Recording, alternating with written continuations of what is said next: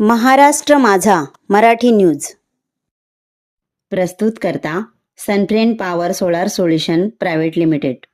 प्रत्येक सणासाठी, प्रत्येक नात्यासाठी विश्वासाचं एकच नाव, ममता ज्वेलर्स उरण। शुद्ध सोनं, सुंदर दागिने, ममता ज्वेलर्स।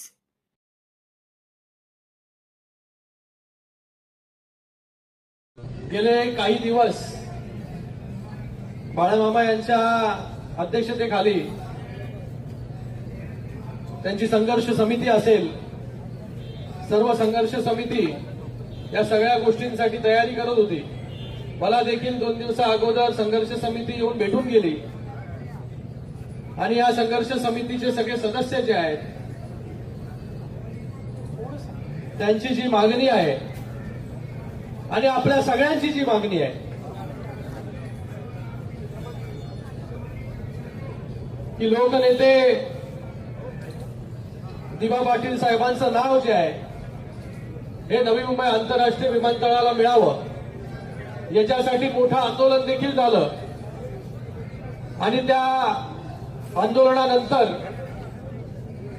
शिंदे साहेब जेव्हा मुख्यमंत्री होते तेव्हा तसा ठराव देखील त्या ठिकाणी पास केला आणि या नवी मुंबई विमानतळाला दिबा पाटलांचं नाव देण्याचे सर्व ठराव जे आहेत हे ऑक्टोबर असेल, नोव्हेंबर असेल, डिसेंबर असेल, हे सर्व ठराव जे आहेत आपल्या संघर्ष समितीने या ठिकाणी आरटीआयच्या माध्यमाने काढले। आणि या सर्व ठरावांच्या मध्ये जेव्हा शिंदे साहेब मुख्यमंत्री होते तेव्हा हे सगळे ठराव जे आहे दिबा पाटलांच्या नावाचे त्या ठिकाणी करण्यात आले आणि राज्य सरकारच्या माध्यमाने या नवी मुंबई एअरपोर्टला दिबा पाटील नवी मुंबई आंतरराष्ट्रीय विमानतळ असं नाव देण्यात यावं असा ठराव झाला आणि तो ठराव जो आहे तो आता केंद्राकडे पाठवण्यात आलेला आहे। आज इथे आपल्या सगळ्यांच्या सहकार्यासाठी, आपल्या सगळ्यांच्या मागणीच्या बरोबर उभा राहण्यासाठी लोकसभेतील माझे सर्व सहकारी जे आहेत या ठिकाणी उपस्थित आहेत आणि आता सुप्रियाताई सुळे देखील या ठिकाणी उपस्थित झालेले आहेत। आमच्या सगळ्यांच्या भावना ज्या आहेत, जी आपली भावना आहे की या विमानतळाला जे आहे दिबा पाटील यांचं नाव दिलं पाहिजे, तीच आमची भावना आहे। म्हणून 2022 मध्ये देखील तसे ठराव करण्यात आले आणि तसं ठराव जे आहे केंद्राकडे पाठवण्यात आले। केंद्रामध्ये अप्पा बारणे जी असतील यांनी स्वतःच हा मुद्दा 0 आवरच्या माध्यमाने त्या ठिकाणी मांडण्याचं काम केलं आणि त्याला अनुमोदन देण्याचं काम आम्ही सर्व खासदारांनी या ठिकाणी केलं। आता सभागृह जे आहे हे चालत नाहीये, पण मला वाटतं या सभागृह जर बजरंगप्पा पण इकडे आले, तुमचं पण स्वागत आहे, त्याचबरोबर निलेश लंकेजी आहेत, त्याचबरोबर धैर्यशील मोहिते पाटीलजी आहेत, बगरे सर इकडे आहेत, हे सर्व देशमुख साहेब आहेत, सर्व खासदार जे आहे या आंदोलनाच्या ठिकाणी उपस्थित झाले। म्हणजे आपल्या सगळ्यांची ताकद किती आहे या मंचावरती उपस्थित लोकांकडून जे खासदार झाले, जे गेले लाखो लोकांचे जे आहे प्रतिनिधित्व करतात, आज सर्वच्या सर्व खासदार या ठिकाणी महाराष्ट्राचे उपस्थित आहेत। तर मी आपल्या सगळ्यांना एवढं सांगतो की जेव्हा जेव्हा वेळ मिळेल तेव्हा तेव्हा केंद्राकडे जे आहे ते पाठपुरावा करण्याचं काम जे आहे ते आमच्याकडून होईल।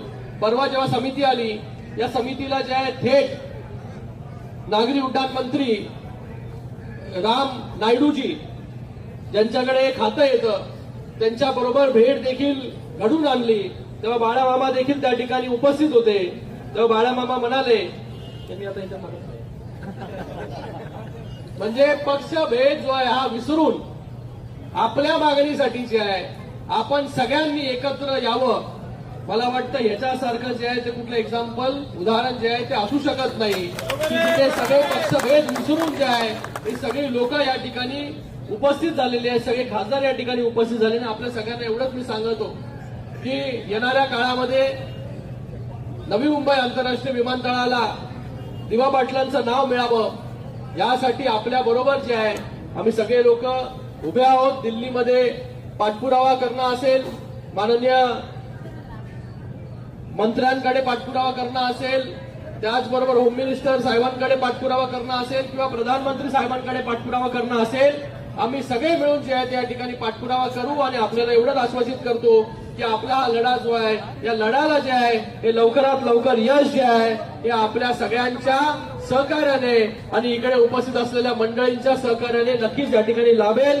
पुन्हा एकदा आपल्या सगळ्यांचं मी ते धन्यवाद व्यक्त करतो की आज आपण एवढ्या लांब जे आहे महाराष्ट्रातून दिल्लीपर्यंत जे आहे जंतर मंतर, ऐतिहासिक जंतर मंतर मध्ये आपण उपस्थित झालात, त्याबद्दल देखील आपल्या सगळ्यांचे खूप खूप धन्यवाद.